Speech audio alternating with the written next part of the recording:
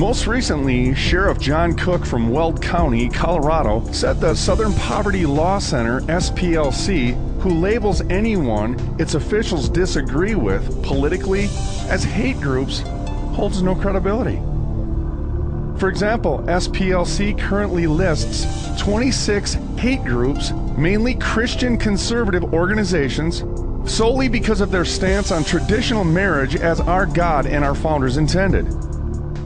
SPLC has also targeted family-oriented and pro-American organizations and individuals such as American Family Association, Coral Ridge Ministries, You Can Run But You Cannot Hide International, Glenn Beck, Ron Paul, Michelle Bachmann, Judge Andrew Napolitano, Chuck Baldwin, Joseph Farah, Gun Owners of America, the Tea Party, Oath Keepers, Concerned Women for America, and groups who wish to protect our borders from illegal immigrants. You have here the criminal calling out the lawful as the enemy, and those that hate the American Constitution calling those who are patriotic as the haters. This is like the tyrant King George calling our forefathers dangerous and designing men, yet, folks, who's dangerous and designing? A little homework into the Southern Poverty Law Center clarified their true mission, making money while working hand in glove with the mainstream media to attack America's foundation with a communist Marxist agenda. Let me explain. SPLC's founder is lawyer Morris Dees, who in 1961 earned money by doing legal work for the Ku Klux Klan. You heard me right. That information alone brings enough red flags to expose SPLC as an illegitimate and anti-American organization.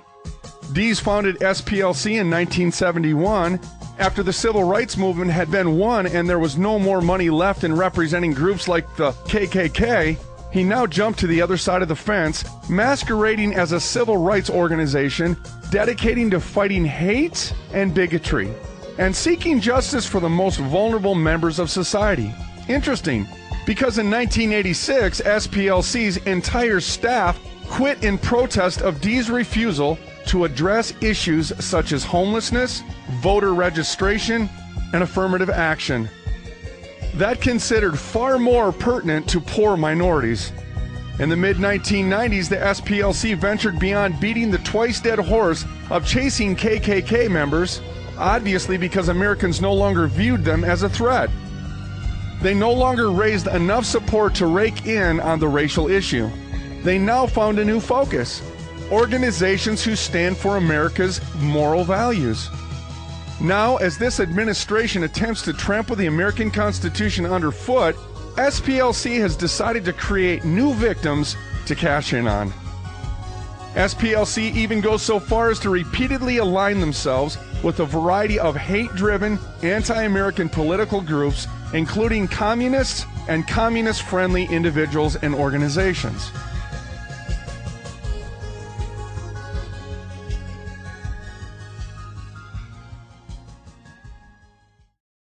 Information on Codefall, go to tonyperkins.com. Also, you can check out the investigative piece of my next guest. It's really fascinating. Of course, I've been tracking this organization, obviously, because of the things they've been saying. But this is a very insightful piece that connects a lot of the dots. And you'll find it in the American Spectator. Columnist Jeffrey Lord takes a close look at the anti-Christian organization, Southern Poverty Law Center, which was connected in federal court to the terrorist shooting here at the Family Research Council headquarters in August of last year. Now, the column explores the organization's origins, introduces us to some of the key players that are involved, and is the most revealing piece of journalism out there on the SPLC. It's a must-read by anybody on the right who either is or will at some point in time find themselves a target of the Southern Poverty Law Center. In fact, again, you can go to tonyperkins.com and follow the links to read Jeffrey's full column, and I'm happy to welcome him now to the program. Jeffrey, welcome to Washington Watch. Tony, it's a pleasure to be here. Thanks for having me. Well, before we get into the details, because I did find it fascinating, because you kind of follow the links and you connect all the dots. But let me first ask you, why did you put all the work that obviously it took to write this piece? Why did you take the time to write this piece? Well, I thought, first of all, Tony, that the Family Research Center, which does enormous good work, was truly maligned here, truly maligned. And so, the first question is, why would someone do this? Why would they go out of their way to do this when I came across a comment from a liberal columnist in the Washington Post who disagrees with you on issues but says, there's no way in the world that you could possibly be defined as a hate group. And I thought, why would anybody do this? As I began to look into the history of the Southern Poverty Law Center, I realized that these were folks who were in this for the money. Mm-hmm. We're coming up on the 40th anniversary of the Watergate investigations and all of this sort of thing. And of course, the famous line from the day was, "Follow the money." So I followed the money. And it is just amazing here. I mean, what these folks do basically is they use hate to raise money. And they are the arbitrators. They and they alone are the arbitrators of who is going to be defined as a quote-unquote hate group. Then they run out there and scare the willies out of everybody about such and such a group and then raise money off it. Well, and let me ask you, what surprised you the most about the SPLC's financial situation when you looked into it?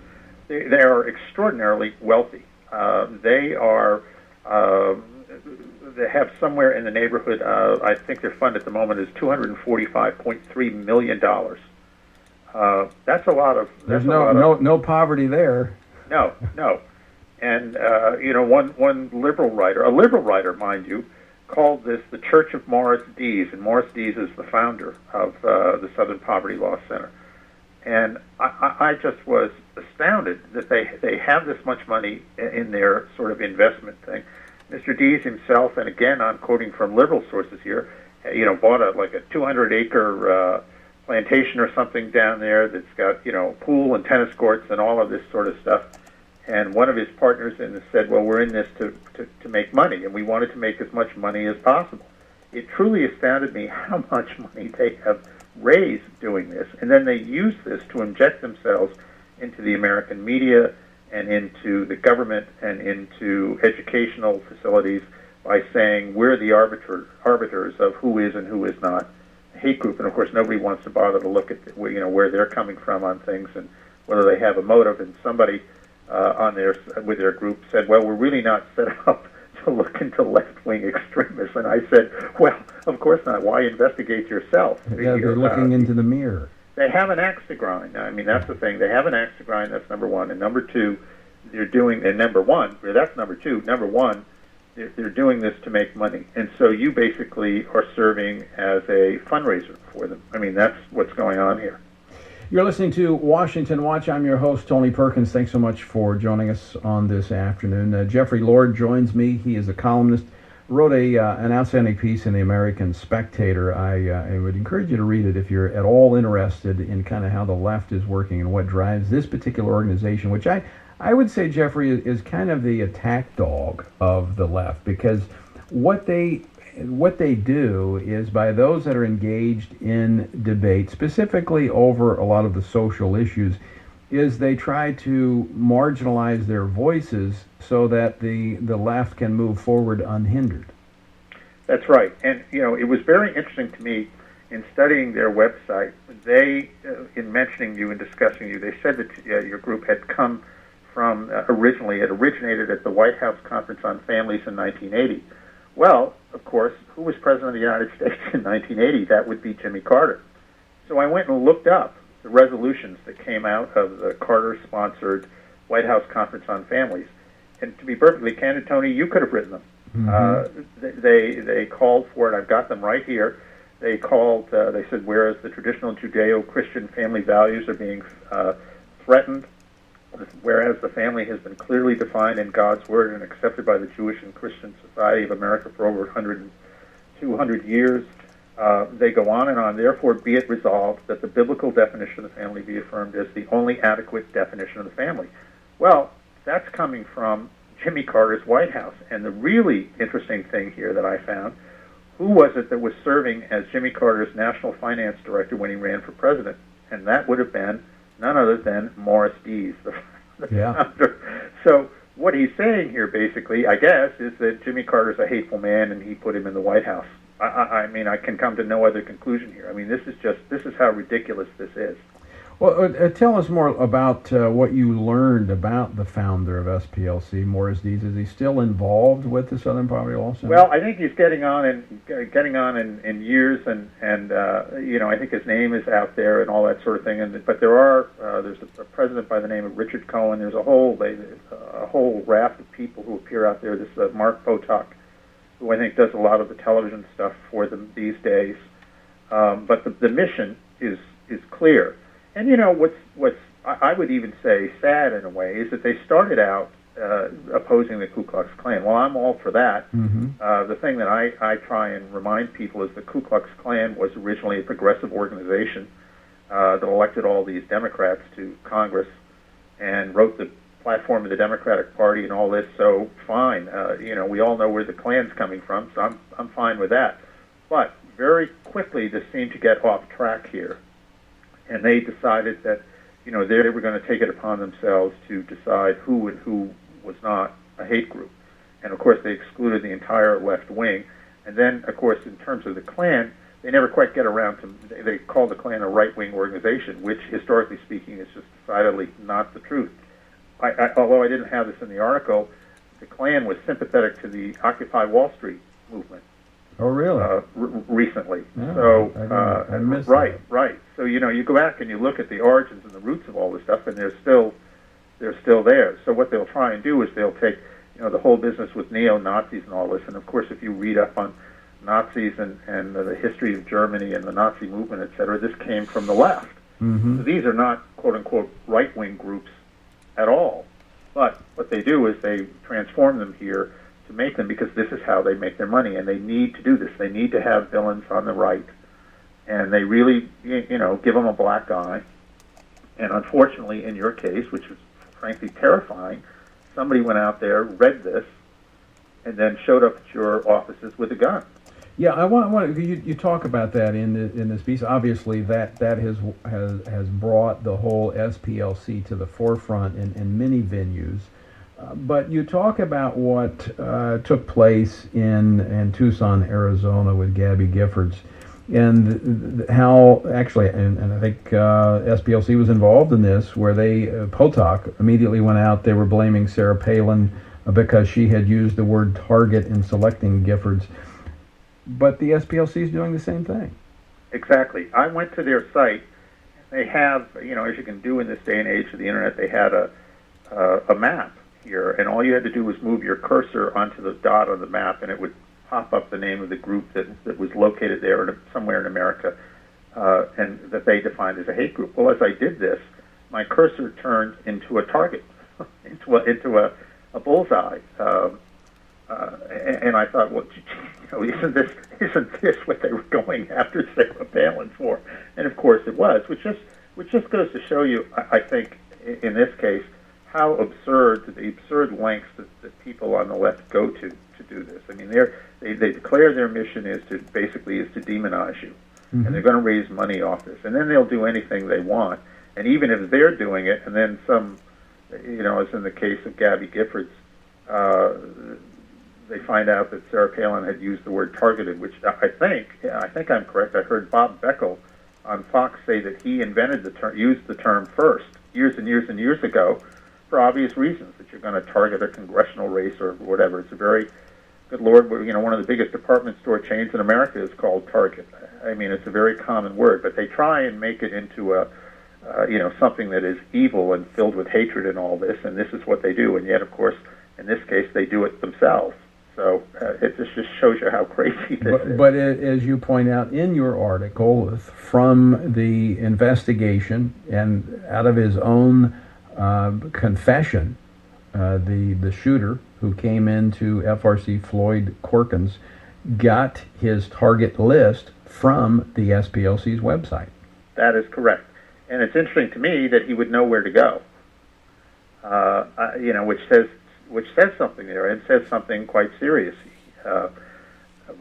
one of the effects, obviously, when you're getting cooperation from the federal government of the United States, from all of these different departments of the government, when you're involved in a laughably described program called teaching tolerance or teaching for tolerance, whatever it is, you are getting your message out there, and you're getting help from the media, the government educational institutions, and that's the problem here. Yeah, I want to talk about that, because that's where I have the issue. I mean, I think, you probably agree with me. You're a journalist. I think people have a First Amendment right. I don't have an issue with the Southern Poverty Law Center, right?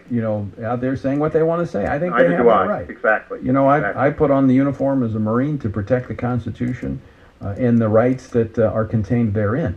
But what I don't think they have a right to, Jeffrey, is to leverage a relationship with the government that my taxes pay for to try and marginalize and silence those they disagree with.